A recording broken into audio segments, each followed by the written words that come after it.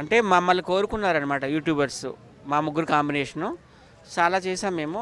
రీసెంట్గా 20వ తేదీన ప్రాంక్ కూడా చేసాం ఇక్కడే కృష్ణకాంత్ పార్క్లో. సో 7 డేస్ నుండి కనిపించడం లేదు ఆయన.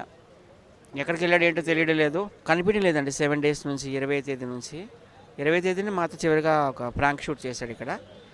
సో ఆయన కోసం కృష్ణకాంత్ పార్క్లో, ఇసుగూడ బస్తీలో, తర్వాత ఇసుగూడ చెక్ పోస్ట్ దగ్గర, అలాగే వాళ్ళ అక్క వరంగల్ ఉంటుంది అక్కడ అన్నీ చూసాము. వాళ్ళ కొడుకు సంగారెడ్డి ఉంటాడు, ఆయనకు కూడా ఫోన్ చేసాము, లేదంటున్నారు. చాలా టెన్షన్గా ఉంది. నిన్న కుచితాత వాళ్ళ వైఫ్, వాళ్ళ కూతురు, నేను, స్వాతి అందరం కూడా కొన్ని హాస్పిటల్ కూడా వెతికాం. ఎందుకంటే ఆయన హెల్త్ బాగోదు కదా, ఎవరైనా ఆయన అభిమానులు ఆయన హాస్పిటల్ అడ్మిట్ చేస్తారేమో అని. గాంధీ హాస్పిటల్ వెళ్ళాము, మొత్తం 8 ఫ్లోర్స్ చూసాము. అలాగే ఉస్మానియా హాస్పిటల్ అఫ్సల్గంజ్ అక్కడ కూడా వెళ్ళాము, ఎక్కడా లేడు. సో ఆయన ఎక్కడున్నా క్షేమంగా ఉండాలని, తిరిగి రావాలని కోరుకుంటున్నాం. ఆయన ఉండేది, నేను ఉండేది ఒకటే గల్లీ ఈసోగూడలో. వాళ్ళు ఇల్లు చిన్నదని చెప్పేసి మా ఇంట్లోనే పండుకుంటాడు ఆయన ఎప్పుడు కూడా 1 ఇయర్ నుంచి. సో అందరు మా ఇంట్లోనే ఉంటాడు. అంటే ఒక డాడీలా చూసుకున్నాడు. మా ఇంట్లోనే తింటాడు, మా ఇంట్లోనే పండుకుంటాడు. ఒకే గల్లీ కదా, ఇంకా ఒక ఫ్యామిలీ మెంబర్స్లో ఒక తండ్రి కొడుకులాగా అయిపోయినాము. సో మొన్న ఈ మధ్య ఖమ్మం వెళ్ళాము గుంటి నాగరాజు క్యాంపెయినింగ్కి. ఆయన ఎమ్మెల్యేగా పోటీ చేస్తున్నారు, అక్కడ కూడా తీసుకెళ్ళాము కార్లో, నేను, ఉప్పల బాలు, బస్సీర్ మాస్టర్, మేమంతా. సో ఆయన ఇప్పుడు కనబడకపోవడం చాలా టెన్షన్గా ఉంది. ఎందుకంటే టెన్షన్ ఒకటే, ఈ మధ్య ఆయనతో కొంతమంది పిచ్చి పిచ్చిగా వీడియోస్ చేయిస్తున్నారు.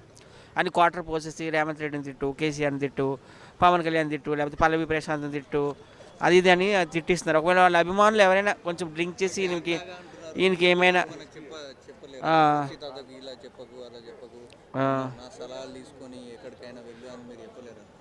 ఏంటి డ్రింక్ చేసి వాళ్ళు వింటారండి. ఒక విషయం, అసలు డ్రింక్లో ఉన్నాడంటే ఆయన అసలు వినరు.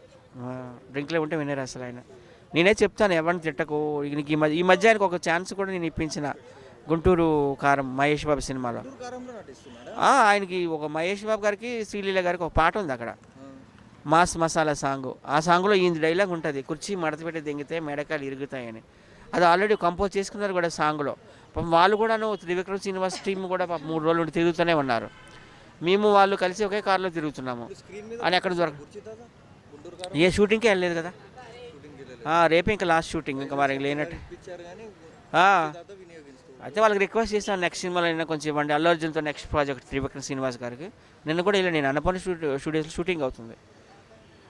మరి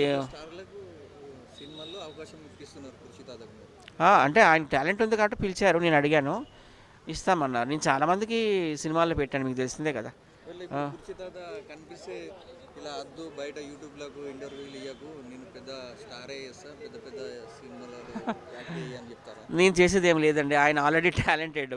నాకంటే ఆయనకే ఎక్కువ మంది ఫాలోవర్స్ ఉన్నారు, ఆ విషయం అందరికీ తెలుసు. కాకపోతే నేను ఒక మాట అడిగాను త్రివిక్రమ్ శ్రీనివాస్ గారు వాళ్ళు, నేను పెద్ద పెద్ద వాళ్ళతో క్లోజ్గా ఉంటాను, మీకు తెలుసు కదా. ఇట్లా ఈయన ఉన్నాడంటే వాళ్ళు డైలాగ్ పెడదామని అన్నారు.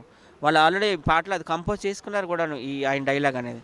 సో బ్యాడ్ లక్, ఆయన మనకు కనిపించడం లేదు.